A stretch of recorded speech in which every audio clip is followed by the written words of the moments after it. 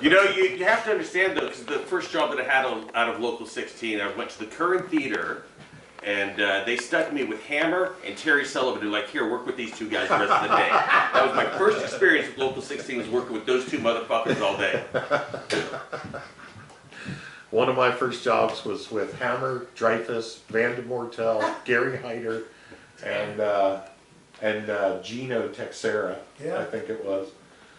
Billy Dreyfus says to me at the end of the day, "What's up with you, kid? You haven't said fuck all day." And I'm like, I know when I'm in the presence of greatness. I'm just putting it in the memory bank. I want to insult people like that. You might have gotten your ass stretched that day. Nothing was sacrosanct, dude. Back then, like mamas, religions, physicals. Mamas are off limits. Mamas were off limits. Yeah, there wasn't a lot of that. Yeah, but pretty much, yeah, most stuff was a fair game. All right, are we ready to go? Yep, we're rolling, man. Okay. Go for it. What's your name and what do you do? My name is Gregory Collis. I go by Greg, and I'm a stagehand / film technician. Let's do that one more time. Go again, please. My name is Gregory Collis. I go by Greg. I'm a stagehand / film technician. How long have you been a stagehand for? Started doing it in 1983. So that's, what, 34 years roughly? 35 years. Out of Local 16 since 1990. I started off in Local 409, which was in San Mateo, and then got absorbed in, I think, 89 or 90. Local 16 absorbed Local 409. And I got my card out of Local 16. I went through the apprenticeship there. And that's where I'm currently working. What do your daily job duties include? My daily job duties, well, it's convoluted. It depends on the job that you're on, but it's, for the most part, going on, doing a show, unloading a truck, setting up lighting or rigging, or being on a movie set and getting ready to shoot a day's work on a movie set. It's pretty typical. You know, if there's a movie in town, I'll be on a movie, setting that up, getting that going all day. If there are no movies in town, I'll go and do convention work, and you know, or work in the theaters. You work frequently as a dolly grip. Can you tell me what that job entails? So, working as a dolly grip is it's kind of a whole interesting scenario here. You're working with a cinematographer, and he sits basically on a cart, and you push him around, and he moves the camera around, and to get the right angle for the shot or the scene that needs to happen. Sometimes on wood, sometimes on dolly track, for smoother operation of the dolly. There had been talk for a long time amongst dolly grips about actually breaking out of their respective locals and forming their own local. The cinematographer makes up to 3 to 4 times more than a dolly grip, and but the dolly grip can make or break that shot just as easily as the camera operator. So yeah. Do you have a favorite show or film you ever worked on? Yeah, my favorite show was The Matrix, Reloaded and Revolutions. I worked on that for about a year, and it was fun. It was fun to go to work every day. Did Paul Harris work on that shoot? I don't know who Paul Harris is. Is he a fictional character? What's your least favorite show you ever did? You know, pretty much anything at Moscone Center is my least favorite show. Don't forget to restate the question. Oh, What's sorry, your least favorite show you ever did? The least favorite show I ever did is not a specific show. I really prefer not to work on the trade show floor at Moscone Center. I find it to be very stressful, whether it was 15 years ago or tomorrow. It's very stressful for me. Have you? Huh? What kind of food do you eat at Moscone? I don't. Say it again. I don't eat the food at Moscone. I do not eat the food at Moscone Center, ever. Is there a particular reason that Moscone is especially stressful for you?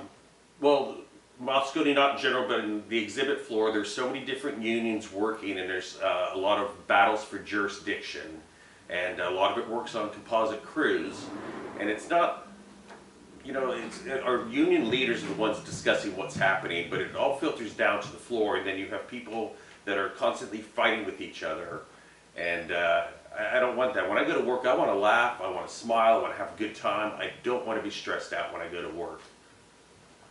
Have you had any injuries directly related to work? Yes, this is a very hard business. Restate. I'm dumb. What do you want from me? No, everybody does it. Everybody does it. Yeah, I've had several injuries related to this job. This is a really hard job. It's very hard on people's bodies. We lift a lot of really heavy things, a lot of overhead lifting of very heavy things. I have had 2 surgeries on my knee, recently a knee replacement. I'm currently on disability because of a knee replacement. I smashed 3 fingers. I had 4 surgeries. I was out for a year with 3 smashed fingers. I've torn a rotator cuff. I've broken ribs. Yeah, it's injuries suck, but it's kind of a part of it. How do you deal with the irregular work schedule? I don't find it to be irregular. It's this is the profession that I've chosen, and just sort of make do with it. The work schedule is what the work schedule is. Sometimes it's great, 8 to 5, Monday through Friday. Sometimes weekends, sometimes nights, but it's just sort of what it is. I don't find it to be irregular. It's just my schedule. What's the longest call you ever worked? Consecutively, well, I mean, I've done the longest calls that I've ever done in one stretch. There was a show at Moscone. I don't even remember what it was. I did like 48, 49 hours straight. But I've done longer runs for TV series and movies that have lasted lengths of time. Time out for a sec.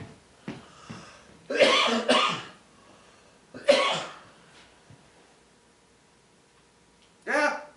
Kidding. Just got assaulted by a woman. Don't touch me there. Have you ever been sexually assaulted There you while go. shooting a film? At work. All right.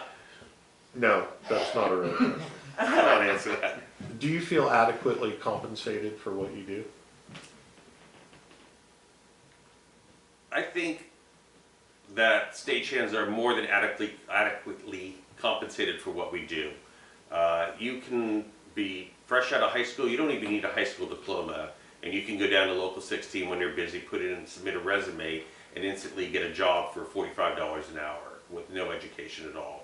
I have made a very nice life for myself with the money that we make. I own a house. I have a very well-adjusted family. Yeah, I think the money's fine for what we do. About family. Yes. How, and you can talk to Paul, how have you managed to, you're married? I am married. So how do you manage a family life, a married life with this job? So managing a married life in a job, you have to get used to it. I made time during my apprenticeship because my kids were small to go to their soccer games and go to their baseball games and whatever, you know, the case may be. You take time off of work and you go do your family stuff. It helps having dual income. My wife works, so having dual income has definitely been very helpful because this business is a roller coaster. It's a feast or famine business. And anybody that's been in it long enough understands you save for the slow times. And but we've managed to work it out. My wife has been fine with my work schedule. My children, I was there for all of the good stuff. We put them through college. It seemed to have worked out really well. Okay. Have you experienced any substance or alcohol abuse on the job? Substance and alcohol abuse run rapid in this industry. It's the entertainment industry. Say that again, please. All of it? Yeah. Substance abuse runs rapid through the entertainment industry. Back when I started in the 80s, everybody was doing cocaine, drinking, smoking pot. All of that happened at work. It was just, that was the norm. And it's kind of slowed down as we get older and as time progresses. I personally have not been addicted to anything, but if I used and I still drink. I still drink every day. But it doesn't, it doesn't really, I guess, have a negative effect on my life. There are people, I know a lot of stagehands where alcohol and drug abuse has either caused them to die or lose their working privileges. Good, solid people. But it can be stressful, and you know, it's.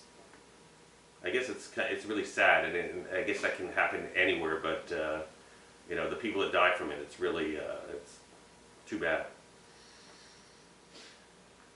What are some common misconceptions people have about stagehands? And keep talking to Paul, please. Yeah. Sorry, It's okay. I know. I'm asking you. I'm not sure how to answer that. Common misconceptions about stagehands. A lot would be is people don't really understand what we do and what we go through in the time that it takes to do it. A good example would be a few years ago. It was not Open World. What's the other big one we do? Oracle? Salesforce. So we were doing Salesforce. Built a huge, big round stage, truss right over the turntable.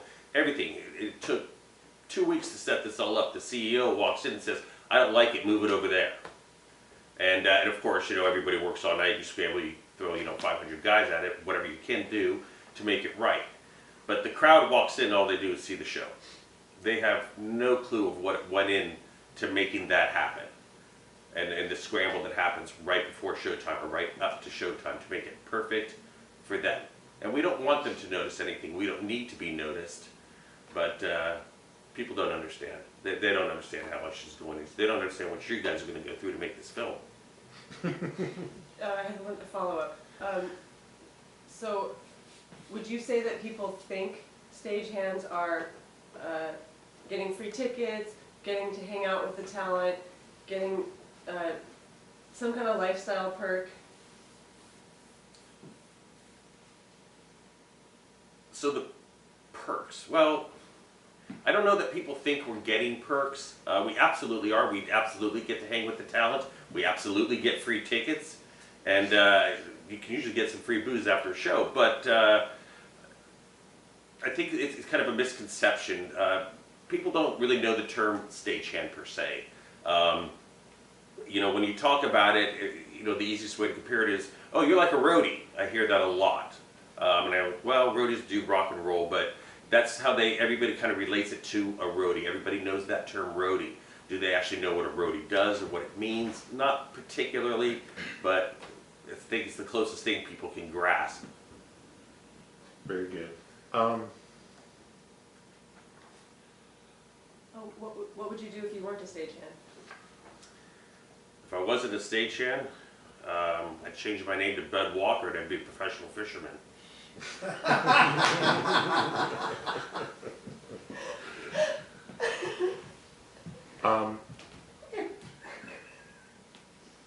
Okay. Do you generally feel safe at work? Yes, absolutely. I feel safe at work. There have been, safe. It's kind of a broad term. Do I feel safe when I'm rigging? 99% of the time, yes. Back when I started, we weren't really wearing harnesses, climbing very high in the air without a harness on. But you're young, full of adrenaline, so you don't really think about the safety concerns as you do as you get older. You start feeling that. For people at work, I never felt like I was going to get beat up or had my life threatened. I think it's in that respect, it's kind of a relatively safe environment. There are definitely people I don't want to work with because they can't carry stuff and they might hurt me, but just because they're dumb.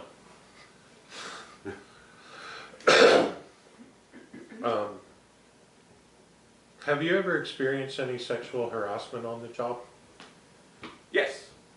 Sexual harassment is, it's become very prevalent lately, and I've had somebody that brought a charge against me, and which was dropped within a few hours of that person bringing the charges against me, and that person has recently apologized because they were coerced into bringing charges against me by somebody else that doesn't like me. So basically everyone. Yeah. You were at the meeting last time too. I teed myself up. Terrific interview. Go ahead. Yeah. What? Keep Let's going. finish. Okay. Yeah. The sexual harassment thing, it's really come a long way. When I first started, there were little to no women working in this industry at all. And it's really kind of ramped up over the past, maybe 10 years now. It's really gotten inundated, which is a good thing. It's great. The diversity, it's a really good thing. And it's kind of a give and take. The women are working their way up, and I know they're struggling to get to where they want to be. And the guys just we got to kind of change our ways a little bit. And it's hard for people that are been whatever way they've been for their whole life.